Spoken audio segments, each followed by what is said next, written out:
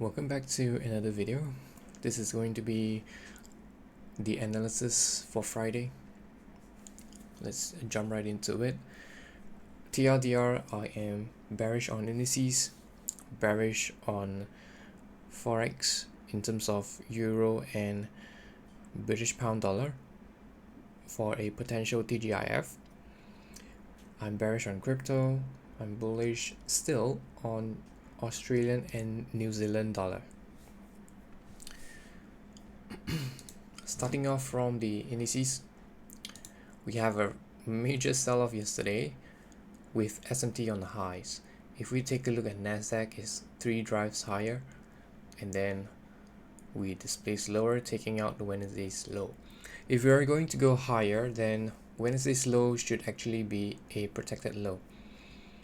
But right now, since we have taken it out, we would be looking for lower prices to take out this low here yesterday that was formed yesterday, especially for ES, because it barely tapped the weekly open. So I think can go one more drive lower. Same thing here, we're looking for any swing highs to form above the midnight open, and then we would like to see stop hunts on that swing high before looking for CSD or market structure shift on the 50 minutes.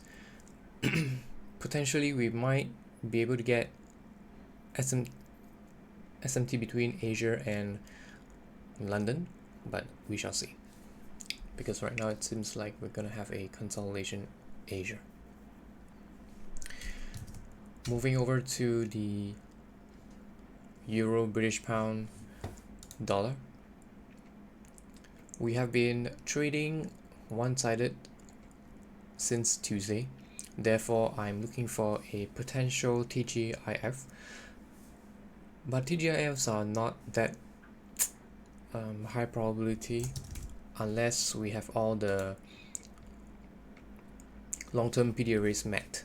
So in this case, the only higher-term PD array that I can see is this bearish candle, bearish order block. Sorry, it's a bullish candle, but it's a bearish order block. And for dollar index, it would be this bearish order block, bullish order block right here. So until price meets or trades into this bullish order block, it would be very hard to trust TGIFs. On the 4 hours time frame, notice how we don't really have any stop hunts on the way up. This right down here, Tuesday's low, was the last stop hunt. So in cases like this, it makes TGIF a higher probability in terms of targets, but you would still have to gauge how far it's going to reach before retracing.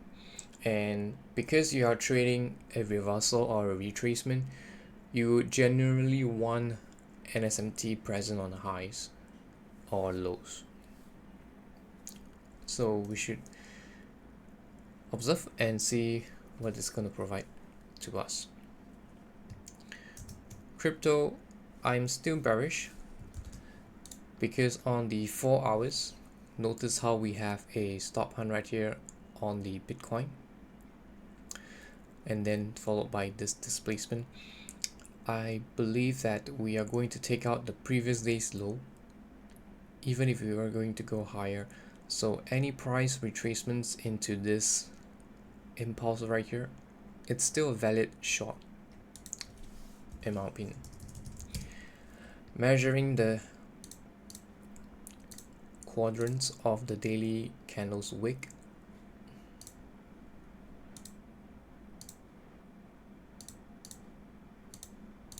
we're right now about 50%.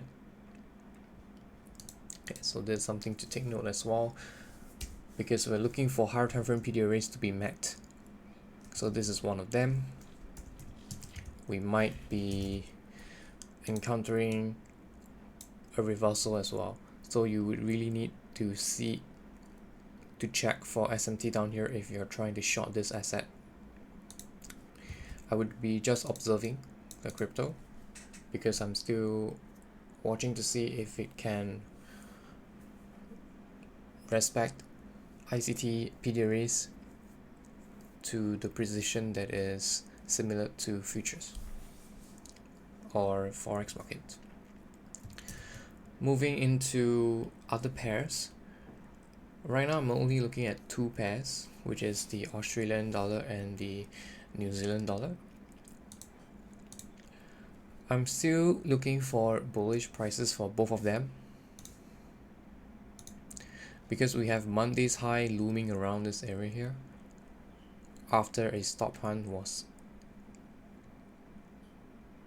performed, and then we have a major run higher. Right now what I see is maybe we had consolidation on Thursday and Wednesday. Friday is the last chance that's going to provide the major expansion higher without any retracements. That's how I see it. So if I were to play this leg blind, which means I would have to take this low to this high, to the highest high, and I'm gonna mark the OTE range. We are right around there, but notice how we don't have any inversions right here. I'm going to drop down to the 15 minutes to look for the first inversion on the 15 minutes if possible. Now we have one right here, so I'll be looking at this level specifically to see if price can respect this level on the 15 minutes. So this is generally what I'm looking at for Australian dollar, and because it's a Australian dollar pair, which means because Australia is in Asia, it's part of Asia's time zone, I will need a stop hunt below Asia's low. Without a stop hunt below Asia's low, it's very hard for me to trust the setup. Same thing for New Zealand dollar. I think we have unfinished business here, but it's kind of tricky in terms of right now it's trading into the last stop hunt prior to this move higher, which is not something that I want to see for New Zealand dollar because it's technically more bullish than Australian dollar, so have to be careful. But these two pairs are the last in line, because I would always prioritize indices futures, forex futures, and then I would drop down into this pairs. So this would be the last resort if nothing prints in the priority list. So same thing for New Zealand dollar. I would need price to take out Asia's low. Better if it have a swing low in Asia for price to stop out traders that have their positions, their stop losses there. If it doesn't have a swing low in Asia, then I would have to wait for a swing low in midnight, but the same thing must occur. It must take out Asia's low. So that's the minimum requirement. With that said, honorable mention, dollar Swiss. Yesterday was quite an interesting day.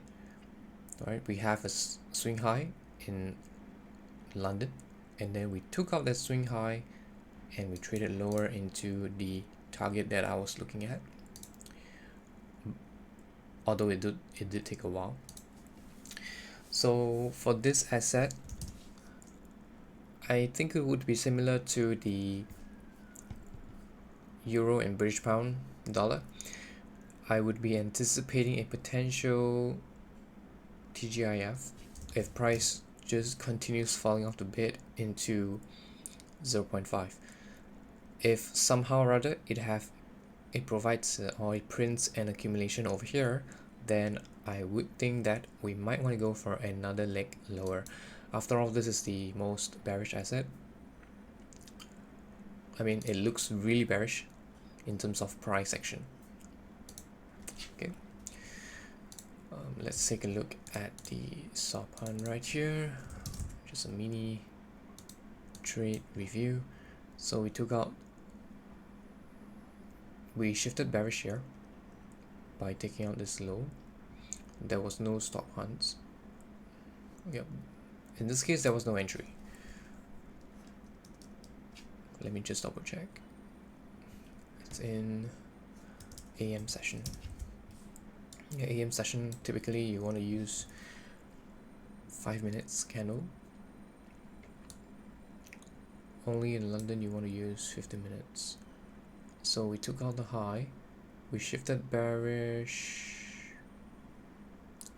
here. So here to here,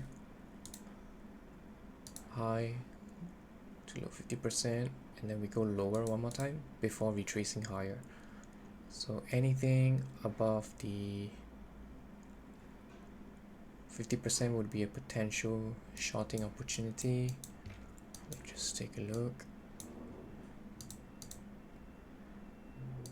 We have this inversion right here, all the way from this candle's high to this candle's open. There's a volume balance as well. So you can see how it traded up into this area here, respecting the inversion and then falling off the bed right down here. So this will be quite a nice trade to take. But I was busy yesterday on the NASDAQ. Alright, with that said, thanks for watching. Kind of long today, but at least I gave you the TLDR at the start. Good luck trading today if you're trading, and I'll talk to you again.